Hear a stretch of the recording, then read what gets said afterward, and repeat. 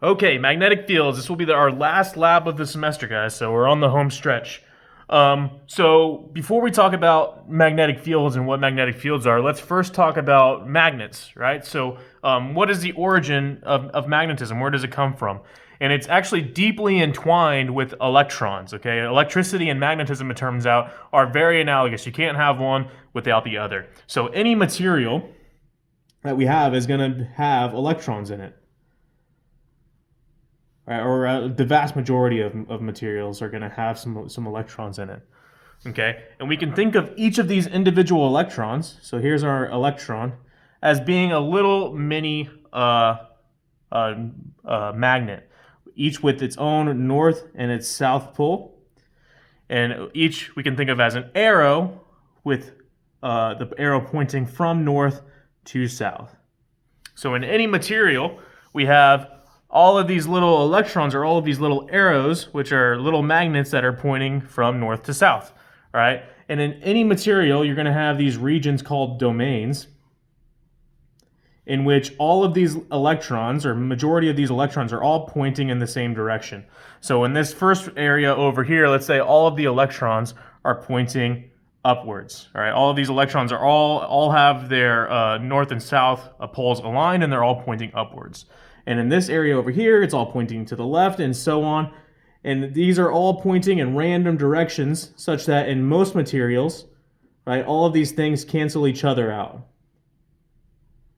So there's no overall, or there's no net magnetism being supplied by this material because all of these different domains are all pointing in different directions. Now, in some materials,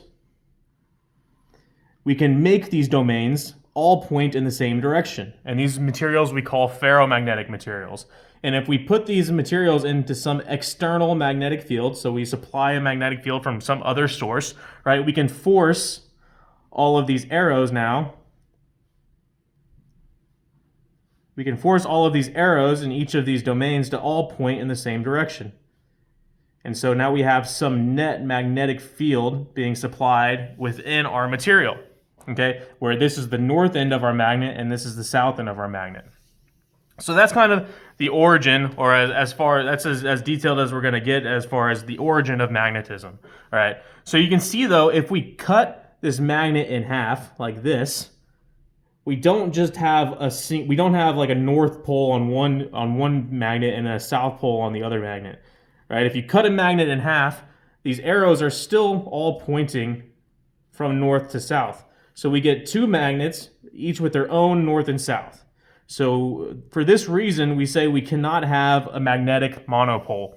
Right? There's for every north pole, there's always going to be a south pole. This is different than the polarity of electric charges, right? I can have a singular positive charge or a singular negative charge, right? So those can be polarized, whereas or they can be in monopoles. We can never have a magnetic monopole as far as we know with our current understanding of physics.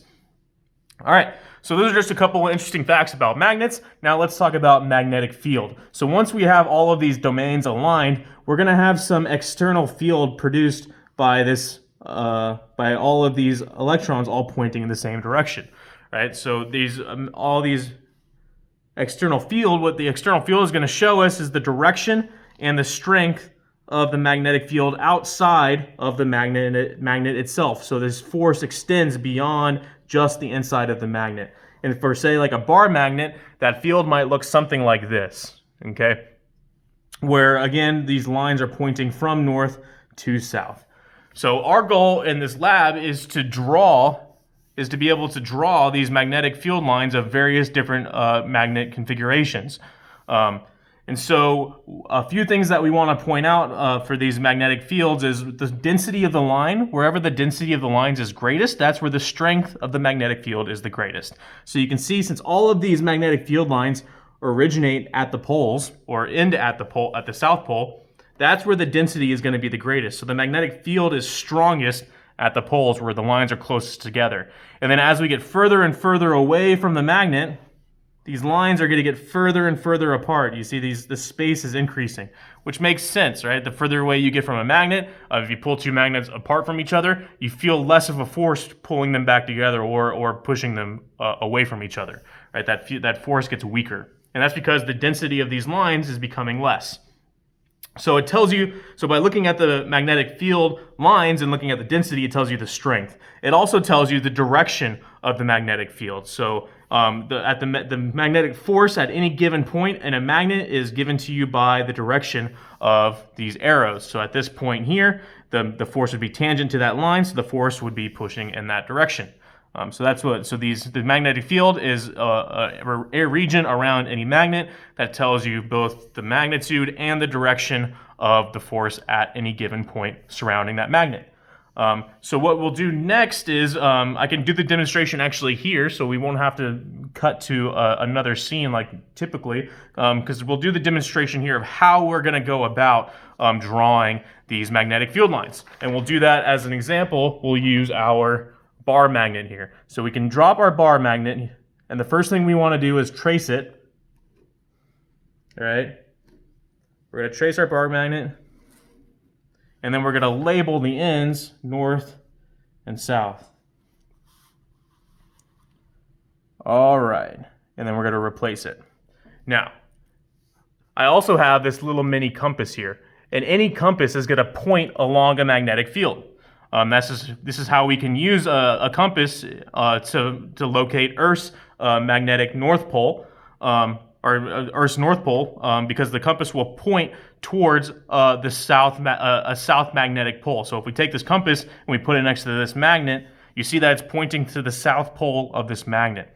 So that tells us that since compasses typically point north, that compasses will point, since compasses typically point north geographically, it tells us that Earth's geographic north pole is actually a magnetic south pole, right? And so since the magnet, at this distance, since the magnet's magnetic field is much stronger than the magnetic field of the Earth at this distance, right? Because this compass is now very close to this magnet, this compass is going to point in the direction of the magnetic field of this particular bar magnet. So what we can do is use this compass. We can start it at any given point. Let's just start it right here. And if we put a dot where that compass is pointing, and we move it such that the back end of the compass is now pointing at that dot we just made, and we make another dot, if we repeat this process, eventually we'll draw one magnetic field line. So you can see that the compass is, as we move it, continues to change direction because it's again pointing in the magnetic field, in the direction of the magnetic field of our bar magnet. And let's just do this one magnetic field line. I think once you see it done once, you can get the idea for how it's done for all of the others. All right. And so you can see we have these series of dots. This is all one magnetic field line, and we can connect these dots like so. And then we draw in our arrows to denote which direction we're going from north to south. And then we have one magnetic field line. And so that's how this lab would be carried out. So it gives you, we would give you a number of starting points. So this would be one starting point. We might start in a similar position on the other side. We give you a number of starting points, and you would draw that magnetic field line for various configurations. All of these magnetic fields have been drawn for you. So there's one that has two bar magnets with the north poles facing, two bar magnets with the north and the south pole facing each other. There's also a horseshoe magnet that we drew the magnetic field of, and there's just the regular bar magnet like we have shown here. So all of those pictures can be found on your PDF on Canvas. So you can look at those pictures and then be able to answer the questions that pertain to these magnetic fields. Okay guys, so that's going to do it for our last lab. Hopefully everything went pretty good. Hopefully you learned some physics, and we will not see you next time.